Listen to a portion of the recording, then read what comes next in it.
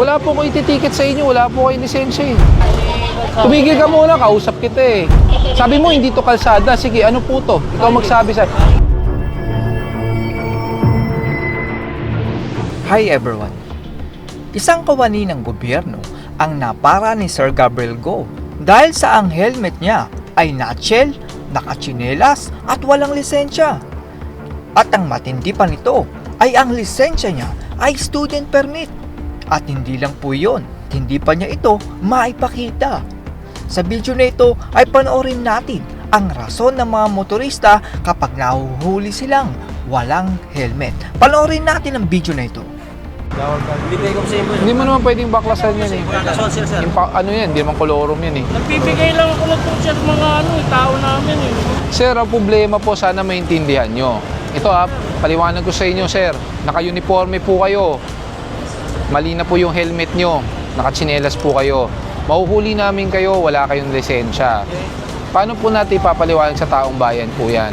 Yung mga nahuhuli namin, hindi ko rin naman pinagbibigyan. Mas lalo na pag gobyerno, dapat tayong sumunod.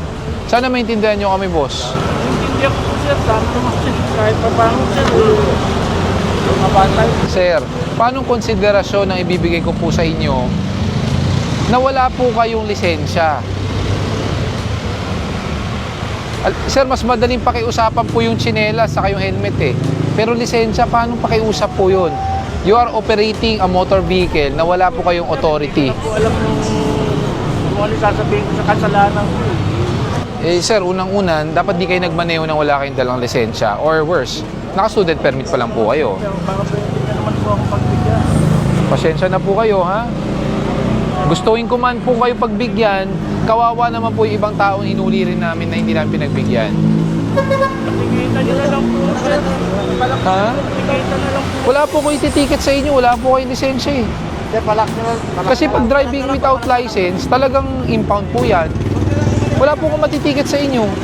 Sir, kung titikita ko kayo ng nutshell at tsinelas, asan po ang lisensya para tikitan natin? Hindi po pwede yun. Kung sino po nagmamaneho at the time of apprehension. Ito naman pong rider ay nagreklamo kung bakit siya tinitikitan. Ang dahilan niya ay hindi naman daw yung kalye. Di ba hindi? Sa gobyerno. Ano, ay hindi kalsada to, ay ano to? Ano to, hindi kalsada to? Tumigil ka muna, kausap kita eh. Huwag na ako kayo makipagtalo, sir. Imbis na makipag-usap ka na maigi, patitikitan kita. Ano, sige. Ano tawag dito? Sabi mo, hindi to kalsada. Sige, ano po to? Ikaw magsabi sa kalye. Anong synonym ng kalye? Kalsada. Meron naman tayong kababayan na taga-healthcare daw sila at kung maaari ay wag daw ito ang kanilang sasakyan. Hindi naman ito maaari dahil pribadong sasakyan ang meron sila at hindi ambulansya. Kung lumagpas na po yan sa 5-minute na consideration, towed na po talaga yan. The only consideration that I can give you, pwede kayo sumama na. Para hindi kayo mahirapan puntang impounding. Kung pinagbigyan ko po kayo, makukompromiso tayo pare-pareho. Kasi healthcare related naman po yung ginagawa. There's no exemption even it's healthcare related, di ba? Even emergency vehicles are not even allowed to park. Ha? Makaklam po kahit emergency. Pag naka-illegal park ka, makaklamp talaga. Worse, kami, itotow namin yun. You're not exempted from following the rules. Saka hindi naman po ambulansya yan. Di ba? Oo. So, let's not push it too much na healthcare. Pag mali, mali. Di ba? Sumama na lang po kayo. Sama na lang po kayo para hindi kayo mahirapang kunin. Kasi pag pinagbigyan po namin kayo, ano sasabihin ng mga tao, di ba? Sa kanya ko po pinapaliwanag. Pag pinagbigyan kita, binaba ko what will other people say? Di ba? We break our own protocol. Eh, I'm pretty sure, alam niyo yan, 5 minutes lang. Sama na lang po kayo, ha? Saan po kayo, sir? Tumaan na Marikina nga lang. Pasensya na po kayo. Kung lumabas kayo prior to the 5 minutes, pagbibigyan ko po kayo. Ito namang rider ay walang helmet pero dahil sa respeto at pagiging baguhan sa paghahanap buhay ng batang ito ay naramdaman ito ni Sir Gabriel Go. Kaya binigyan niya ang bata ng hindi inaasahang sorpresa. Ito, Naxel? Naxel, ito lang helmet. Wala ka bang helmet? Sir, may iwan po sa labi ko po, sir. Tapos, Sa po na. ano ka, delivery? Ng ano? Hindi po. Lisensya ka naman. Pero na yung po, hindi ko pa po yan. Sige. Naku, bakit ang supply? Sa ilalim, sir.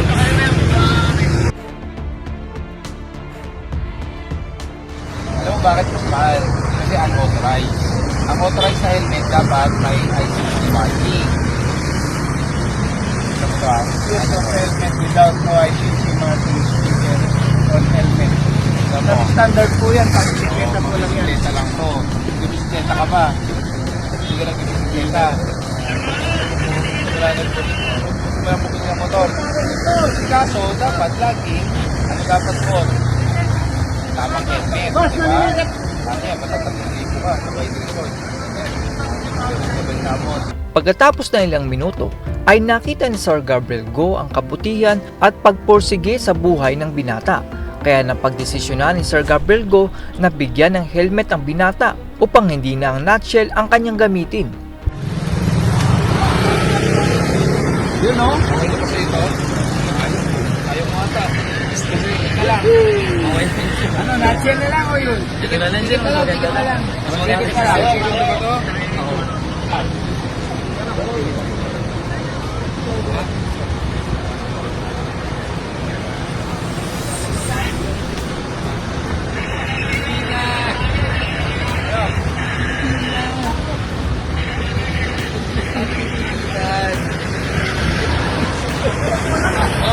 Tulobo na lang ako.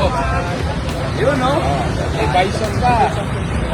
Kasi safe ka na. May pinag-deliver ka. Pwede nakataas, pwede nakababa. Ikaw control. Ano? Pero pag hindi nagkasa, ticket. Okay? Pag nagkasa, wala kang ticket. Uy, nagkasa!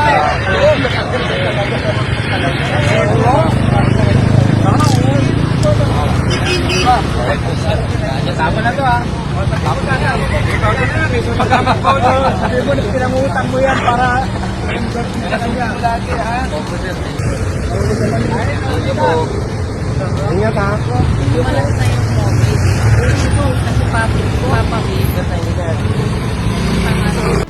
Nakita natin ang kabutihan ni Sir Gabriel Go doon sa binata. Tanda yun na naiintindihan niya ang hirap na pinagdadaanan ng mga motorista. Yun nga lang ay kailangan niya minsan na maghigpit upang bigyan ng pangaral ang ating mga kababayan na hindi nagsusuot ng helmet at ginagawang parkingan ng bangketa. Ang gusto lang sana ni Sir Gabriel Go at ng MMDA ay maging ligtas ang motorista at madaanan ng mga sidewalk para sa mga taong naglalakad.